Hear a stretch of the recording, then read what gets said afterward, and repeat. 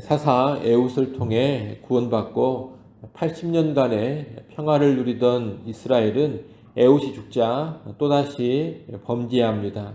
이 하나님께서는 하솔에서 통치하는 가나안 왕 야빈의 손에 이스라엘을 파십니다.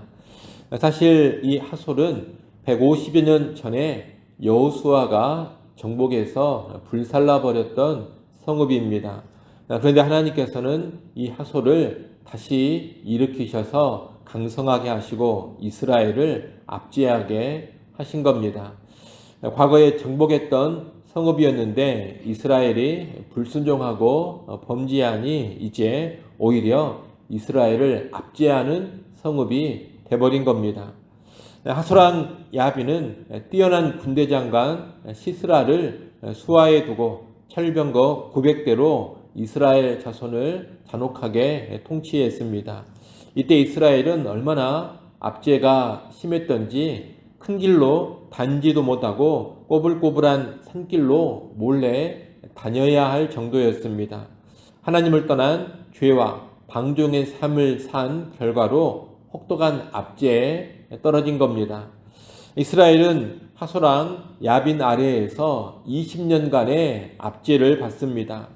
예전에 메소포타미아 왕 구산 리사다임의 압제는 8년이었습니다. 그 뒤에 모압 왕 에글론의 압제는 18년이었습니다. 그런데 이제 하솔왕 야빈의 압제는 20년입니다. 이스라엘의 범죄가 반복될수록 압제를 받는 기간이 점점 늘어나고 있는 것을 볼 수가 있습니다. 하나님의 징계가 점점 더 세지고 있는 겁니다.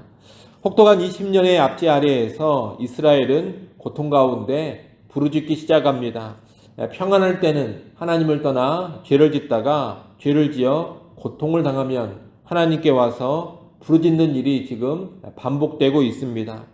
지극히 어리석은 모습입니다만 이스라엘이 부르짖자 하나님은 또다시 은혜를 베풀어 주십니다. 이번에는 하나님께서 드보라를 사사로 세우십니다.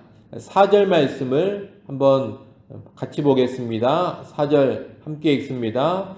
그때 랍비돗의 아내 여선지자 드보라가 이스라엘의 사사가 되었는데 아멘.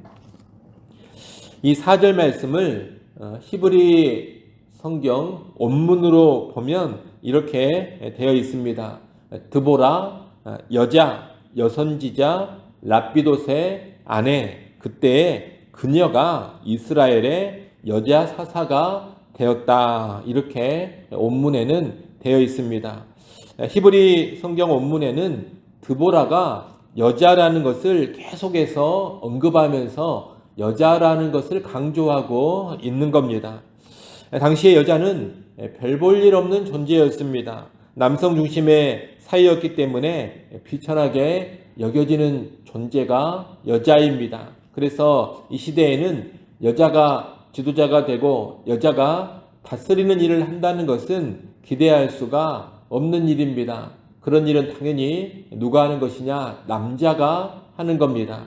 그런데 마땅히 나가서 싸워야 하고 지도적인 역할을 감당해야 될 남자들은 다 무엇을 하고 있는가? 지금 그들은 드러나고 있지를 못합니다. 그들은 다 숨어 있습니다. 마땅히 앞장서서 일해야 할 남자들 가운데는 사람이 없는 겁니다. 그런데 그러면 하나님은 일하실 수가 없느냐? 그렇지 않습니다. 그런 상황에서 하나님은 여자도 얼마든지 들어서 사용하실 수가 있는 겁니다. 모압 왕 에글론의 압제 때에는 사회에서 무시받던 비주류 소수라 할 수 있는 왼손잡이 에웃을 하나님은 사사로 들어서 쓰셨습니다. 블레셋 사람의 손에서 이스라엘을 구원한 삼갈은 목동이었습니다. 하나님은 장군이나 군인이 아닌 일개의 목동을 들어서 칼이나 창도 아닌 소모는 막대기로 대적을 무너뜨리게 하셨습니다. 동일한 맥락에서 하나님은 지금 그 시대에 비천하게 여겨지고 연약해서 아무 일도 할 수 없다고 인정되는 여자를 사사로 들어서 쓰시는 겁니다. 여자 사사 드보라는 바락을 불러서 10,000명을 거느리고 다볼산으로 가서 시스라의 군대와 맞서 싸우라는 하나님의 명령을 전합니다. 그리고 하나님께서 주신 승리의 약속도 함께 전합니다. 하나님이 함께 하사 시스라의 군대를 바락의 손에 넘겨 주시겠다는 겁니다. 그런데 이런 하나님의 명령과 약속 앞에서 바락은 주저합니다. 이 하나님의 말씀과 약속을 그대로 받아서 즉각 순종하면 될 일입니다. 그러나 바락은 그렇게 하지를 못합니다. 8절 말씀을 한번 보십시오. 8절에 보면 바락이 그에게 이르되 만일 당신이 나와 함께 가면 내가 가려니와 만일 당신이 나와 함께 가지 아니하면 나도 가지 아니하겠노라 하니 이렇게 되어 있습니다. 지금 바락은 하나님의 약속만을 믿고서 나가 싸우지를 못합니다. 바락은 남자입니다. 그런데 이 남자는 지금 염려가 있고 불안함이 많습니다. 그래서 여사사 드보라와의 동행을 요구하고 있는 겁니다. 이것은 바락의 믿음이 연약하다라는 것을 보여줍니다. 바락은 지금 보이지 않는 하나님만을 바라보기보다는 눈에 보이는 드보라를 의존하고 있습니다. 그런 하나님을 전적으로 신뢰하지 못하고 있는 겁니다. 이런 연약함을 보이는 바락에게 드보라는 내가 반드시 너와 함께 동행하겠다 그렇게 말합니다. 동시에 드보라는 바락의 믿음 없음을 질책합니다. 이번 전쟁에서 이 바락은 최고의 영예를 얻지 못할 것이라고 합니다. 전쟁에서 최고의 명예는 적장을 사로잡거나 적장을 죽이는 것입니다. 그런데 적군의 대장인 시스라를 남자가 아닌 한 여인의 손에 넘겨줄 것이다. 그렇게 드보라가 말합니다. 이 바락의 입장에서 보자면 영광을 걷어찬 불신이라 그렇게 말할 수가 있겠습니다.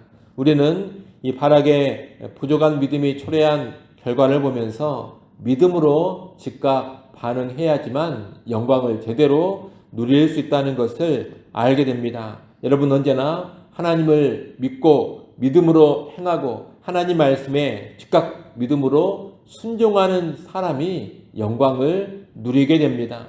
하나님과 그분의 말씀을 불신하는 사람에게는 영광이 주어지지 않는다는 겁니다. 아울러 시스라를 여인의 손에 넘기시겠다는 것은 하나님께서 여인 곧 약하고 비천한 자도 얼마든지 들어 쓰신다라는 것을 다시 한번 보여주는 겁니다. 여자 사사를 들어 쓰신 하나님께서 이제는 또 다른 여인을 들어 적장을 처리함으로 전쟁을 종결시키시겠다는 겁니다. 이런 맥락에서 본다면 이 드보라 사사의 이야기는 여인으로 시작해서 여인으로 끝나는 전쟁 이야기라고 말할 수가 있겠습니다. 우리는 이런 이야기를 보면서 약함 중에 강함을 이기게 하시는 하나님, 낮고 천한 자를 통하여서 영광을 얻으시는 그 하나님을 잘 알아야 하겠습니다. 우리 하나님은 늘 이런 식으로 많이 일해 가십니다. 약한 자를 들어서 강한 자를 부끄럽게 하십니다. 연약한 자를 통하여서 하나님의 위대한 일을 이루어 가십니다. 비천하고 쓸모없어 보이는 자를 하나님은 그분의 위대한 일에 사용해 가시는 겁니다. 우리는 이것을 잘 알고서 나의 약함이라든가 나의 낮음이라든가 나의 천함에 낙담하지 않아야 하겠습니다. 동시에 나의 강함이나 나의 세상적인 높음으로 인하여서 우쭐해지지도 않아야 하겠습니다. 우리는 언제나 겸손하게 하나님 앞에 서야 합니다. 겸손하게 하나님과 동행하면서 오직 하나님만을 의지하는 그런 삶을 살아가야 할 것입니다. 그럴 때 하나님께 쓰임받는 사람이 되는 겁니다. 이를 꼭 아시고 우리의 세상적인 형편, 인간적인 상황에 결코 매몰되지 마시고 언제나 하나님만을 바라보고 하나님만을 의지하고 하나님 주시는 말씀 앞에 전적인 믿음으로 순종하며 나아가는, 그래서 쓰임받는 우리 모두가 될 수 있기를 간절히 바랍니다. 기도합니다. 하나님 아버지, 우리 하나님은 죄악과 불순종을 징벌하시지만 회개하여 부르짖고 돌아오기만 하면 다시금 회복시키시는 은혜의 하나님인 것을 우리가 잘 알게 하여 주옵소서. 그래서 혹시라도 우리가 범죄하여 징계 가운데 있다면 그 자리에 머물러 있지 않게 하시고 은혜의 하나님이심을 기억하며 회개하여 즉각적으로 돌이키는 지혜가 있게 하여 주시옵소서. 하나님, 우리 하나님은 세상적으로 약하고 천하고 낮은 자도 얼마든지 들어쓰시는 하나님이심을 알게 하셔서 우리의 세상적인 형편이나 인간적인 여건이 어떠하냐에 붙들리지 않게 하시고 전능하신 하나님을 바라보며 나아가게 하여 주옵소서. 우리의 학력이 부족하고 우리의 스펙이 초라하고 인간적인 능력이 별 볼 일 없다 하더라도 하나님께서 우리를 얼마든지 들어 쓰실 수 있음을 알게 하셔서 오직 믿음으로만 하나님 앞에 서게 하시고 겸손히 하나님과 동행하는 주의 백성들 되게 하여 주옵소서. 아버지 하나님, 이 시간 하나님 앞에 나와 기도합니다. 간구하는 주의 백성들을 긍휼히 여겨주시고 때를 따라 돕는 은혜를 이 새벽 시간에 허락하여 주옵소서. 오늘 하루도 믿음으로 살게 하시고 하나님과 동행하는 복된 하루 되게 하여 주옵소서. 예수님의 이름으로 기도드리옵나이다. 아멘.